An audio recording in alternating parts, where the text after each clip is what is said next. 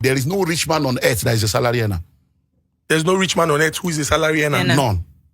Everyone that is wealthy today, they don't depend on salary alone. Mm-hmm. Number 2, there is no rich man on earth that has only one source of income.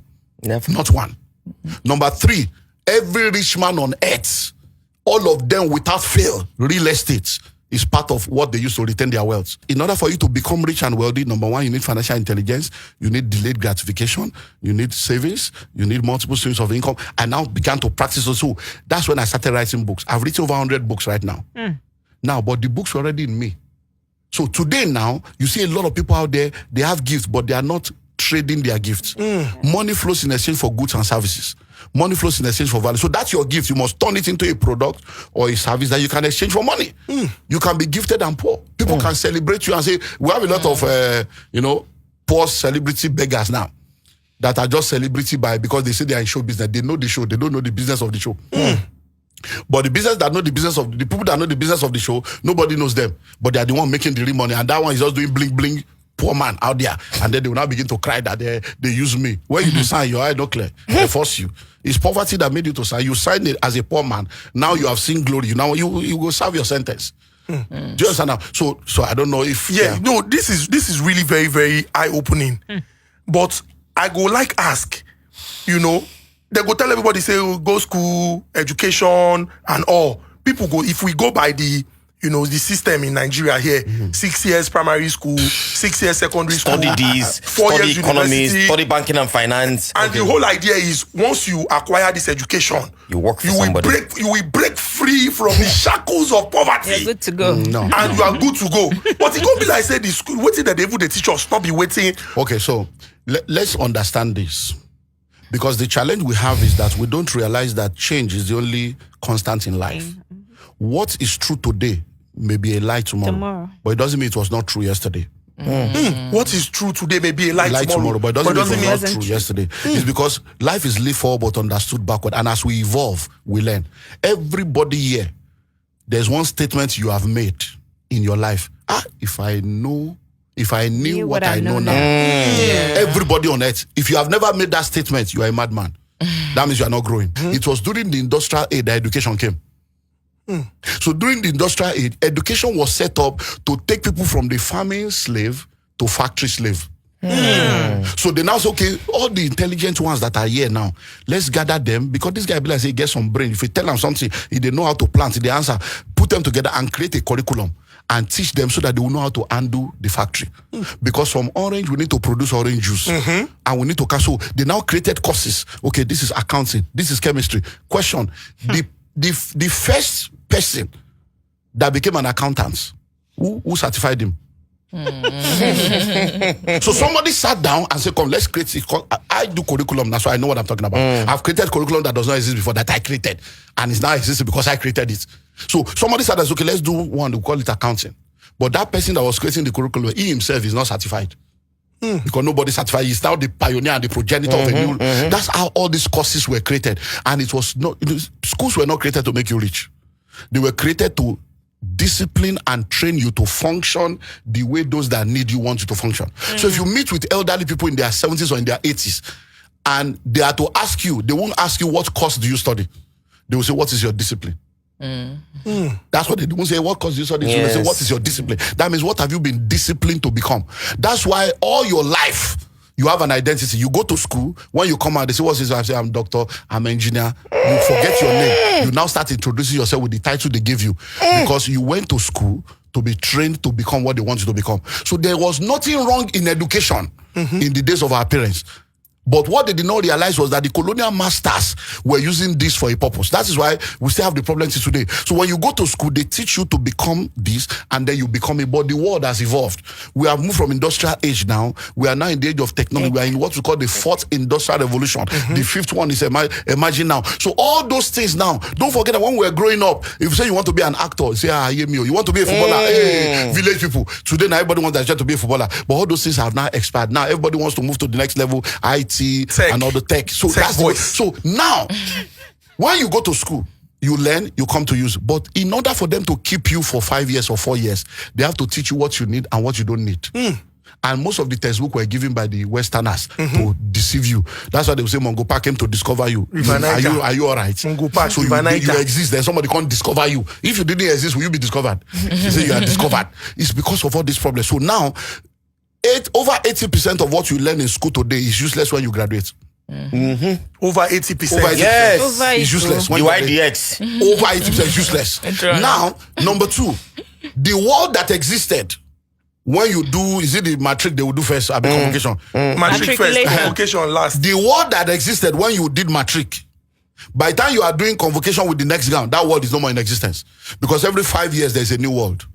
2019 and now are 2 different worlds. Pre-COVID, post-COVID. Before, in 2019, nobody will ask you, is it virtual? It was not in our vocabulary. That's a new world. Before 2019, nobody will say, I want to work remotely. So if you are still now oppressing, no, you cannot do this. It's because you are still an analog mind in a digital age. You don't realize that things have changed. So companies are now rewriting policies, rewriting HR policy. Why? Because it's a new world. So people that are now telling you go to school, go and study this, go and study that, they are not bad people, but they are expired people. They are sincere, but they are sincerely wrong. They are telling you to go and do something that is useless. They are telling you to go and prepare to solve problem of yesterday instead of preparing you to solve tomorrow's problem. So today, if like 15 years ago, if you say you are a drone pilot, it doesn't exist. Yes. I'm into animation. I'm into gaming. It doesn't exist. So if you now go to your mother now, your father, mother, maybe like chief with dress like you say, daddy, and study animation. So what? Are you an animal? Are you an animal? That's the way it is. True. Many of the comedians, footballers, actors, and actresses today, their parents disowned them when they went to Nollywood.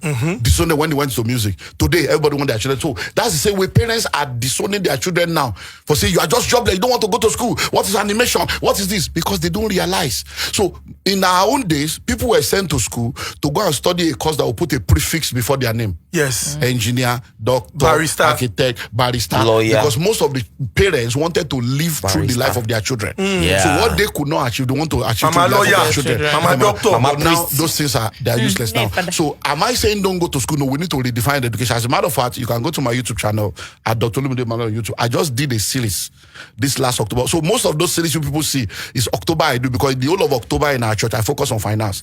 So it was October 2022 that I did before you joined the Jackpot bandwagon. I did a whole series on that just to help, because nobody said don't jackpot, but face reality before you go. Then I've done savings culture. Now I've now done redefining education, part 1 to 4, just to help you understand. Look, all this one one of my guys, because many parents now, the majority of what they spend their money on is house rent, feeding, and school fees. Yes. To go and spend money. Many of us keep our life on hold to train children for 15, 17 years.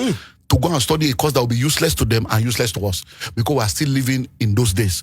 So many of these courses, they are no more relevant. So go to school to study a course that will solve today and tomorrow's problem. Not yesterday's problem. Because with the advent of AI, fourth industrial revolution, animatics, robotics, 3D printing, forget it all. All these courses you are studying is useless. So if you say you are doing medical doctor, medicine is expiring. Right now, medicine has expired up to 70%. We are 30% of medicine, because there is nothing you want to do in medicine that AI cannot do, that machine cannot do, that robots cannot do. So if you are going to study medicine now, you are wasting your life away. And people are still starting now. They are entering school year 1 to go and do 7 years, and they will spend 50,000, 100,000. They will spend money, borrow money, student loan for the next 15 years. Now, why am I saying don't do that? Because the need are limited. So if we used to need 2 billion doctors, now we need 500,000. Just using that as a statistic. So the need is now reduced. And if all of you are rushing there, you will have nothing to do. So go and do my research. Fact check this. Majority of people now have master's degree that they are not using. Yes. Why? Because by the time they finish school, no job. Oh yeah, Kuku lost a master, Sai lost a master, they'll do master. By the time they now want to get a job, they will now use the BSc to go and get a job, because they can't get a job with them. So there are a lot of people with masters now working with the lower degree. So what is all that? You are a master over nothing. Why? Because schools don't teach you financial intelligence. So everybody's going to school. When you now finish the school, you now want to look for a job. Who should now create the job? That so you are any looking education for. that is not teaching you how to become a job creator is a useless education. Any education that is not equipping you to begin to earn and add value to the environment is a expired education. So we're not saying don't go to school, get us right. But we're saying if you are going to go to school, the way the creator intended it is everybody is born with gift, talent, and potential. everything that the spider needs to spin a web is inside the spider. Your gold is tied to your gift. Your treasure is tied to your talent. Your profit is tied to your potential. So the way you're supposed to do is discover what you have. Then you now go and train to develop what you have. Then you deploy it. So if you know people have studied medicine that are now fashion designer. People have studied architecture that are now cooks.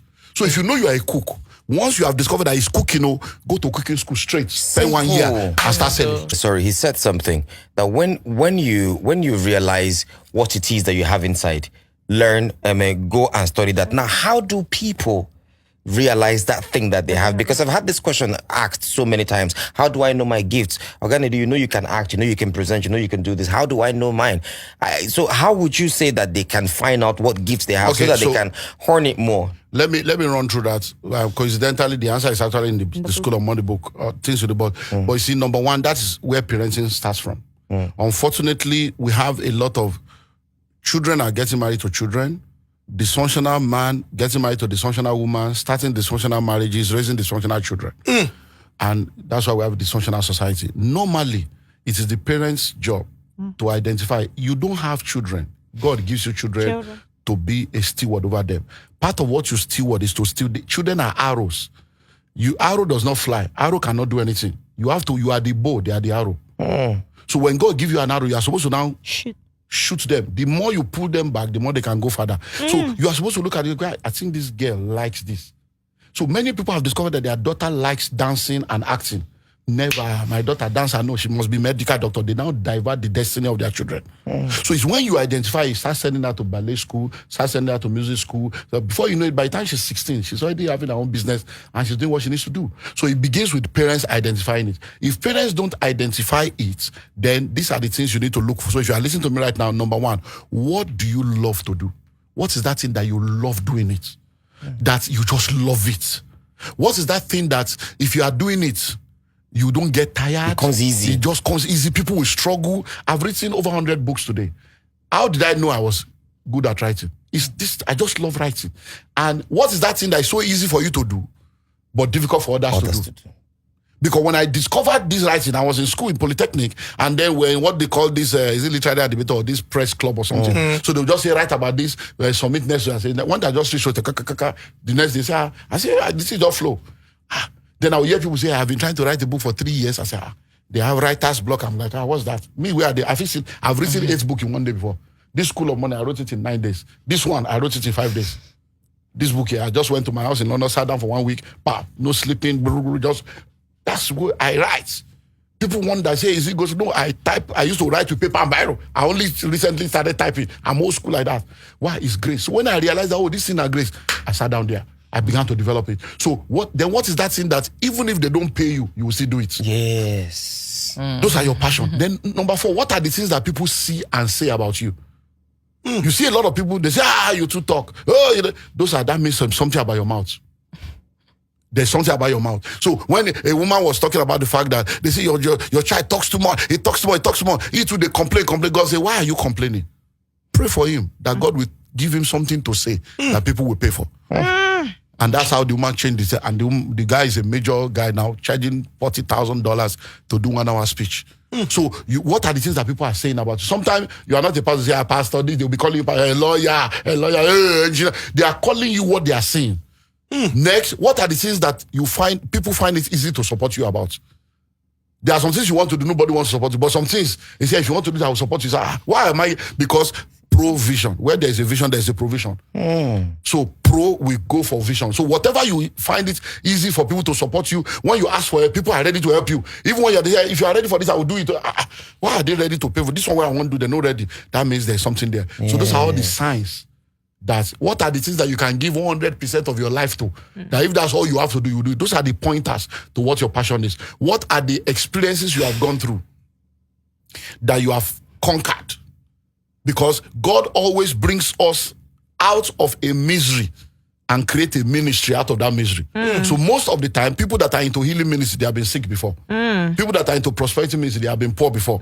Most of the time, God brings you out to send you back to where he brought you out from, to go and set people free with the same freedom he has given you. So, but in this part of the world, we want to hide our past and hide our experiences. But those are the pointers to your future, because vision is hindsight. based on vision is foresight, based on insight with the benefit of hindsight. So vision is foresight. Where do I see God taking me to? From the way I'm feeling, I think this is the direction. Based on that experience, I think that's why I went through it. That's why I went through that. This is where I should go. That's what vision is. It's the unfolding of that dimension. So, I mean, sir, you talked about doing what you love. I know a lot of people that have done what they love, but because they did not know the business aspect of it, they ended up poor. Yeah. And I think that the business aspect of it also has to do with schooling, going to some sort of school. That is, if you know, being educated. Being educated, yes. Being educated, going to some sort of, place where you get educated on the business aspect. A lot of people delve into what they love so much. I love to dance. Cook and you jollof go, rice. I love to cook. And in fact, I'm going to use myself as an example. My rice is awesome. So I would cook and I would give and I would give and I would sell for a particular price. And one of my customers was like, this is not the price I'm buying it at this place, but this is 2 times better than this other place that I'm buying it from. Why are you underpricing yourself? I had to sit back and... So let me help you understand. And now listen, for you to ever succeed in business, you need technical skills and business skills. So you are a good cook, technical skill. It doesn't mean you succeed in business. You are a fashion designer, you can sew clothes. It doesn't mean you succeed in fashion business. So you need business skills. So now you can cook, that's technical skill. Do you know how to get customer? Do you know how to price? Do you know how to manage money? Do you know how to manage crisis? That is business skill. So what needs to happen is you now need to partner. So you have the technical skill, and then you get someone that has a business skill, and then you run a restaurant. You are behind the scene, making sure the food is good, all the recipe is good, but the person is the one in charge of the business. You may even be the owner that have 80%, but the person is the one everybody will know that has the 20%. So he's doing the show, you are doing the business. But if you have ego, that they must know me, now me get the business, show me for poster, show me for this, then you are not ready. Because you achieve more when you don't care who gets the credit. But when you want to be the one, think about it. All the musicians we know today that we are shouting that they are making this, do you know they have manager? Do you know they have manager? The manager is making more money than them. Yeah. The people that manage them are collecting 70%. All this one that they shout in the game, now 30% though, now they shout though. Someone they collect 70, in name no they anywhere. It just they one place, they do the business, nobody know them. Why? Because see, anytime you see anybody's name on Forbes list, they are all poor people. All those people say on Forbes list, billionaire, they are all poor people. The richest people in the world, even Forbes, the entire Forbes family, they don't bond them well to mention the name of the rich person. Because they will call all the Forbes people together and say, see now, are you all right? From your grandfather Forbes to now, who gave you the authority to mention my name? Who are you to even call my name? Yes. But now we are celebrating Forbes because there's what they call hold money. The real rich people, you don't see them on social media. You don't see them posting anything. So when you see all these small boys that have not seen anything now, but I bought car, I bought this, they are posting everything and frustrating everybody. Even the house where they borrow, even the house where nobody their own, they are posting. No. Have you seen Dangote come to post, I bought this car, I bought that car? No. Because if you have it, you have it. Most of these people that are flaunting it, they have a reason behind what they are doing. Do you know that people are going to, those cars at the airports that they will put there at the airport? People are going there to take pictures. Say, this is my latest car, landing now. Those advert cars. Those advert cars, people are doing that. Okay, I don't know who saw, my car is out there. I'm a pastor in church on Sunday. People will be going near my car. They'll be taking pictures. They'll be doing, I say, wow. Maybe they want tap from the grace. It's for the aesthetic. The grace of the automotive. What are they tapping? Because I did it for Papa. Can you tap to become a pilot? All those are all the nonsense. Can you tap to become a medical doctor? What are you tapping? It's covetousness and greed. Person who don't work for 35 years, you want tap. You are 26-year-old. That's why they tap. Most of because look, I've told you earlier on, religion is more dangerous than the devil. Listen to me. Ignorance is not a demon. You can't cast it out. Many of the problem in our culture is ignorance. And you cannot pray your way out of a problem you behaved your way into. So people come to church and they want a pastor to lay hands on them to become what they are not. I can't lay hands on you. I can't anoint you to become a pilot. So all this anointing for prosperity, anointing for this, you are just But sorry, the sir. anointing has met Sorry, you. Don't sir. wait. Real quick. Yeah. Organic, sorry, hold on. Real quick. Yeah.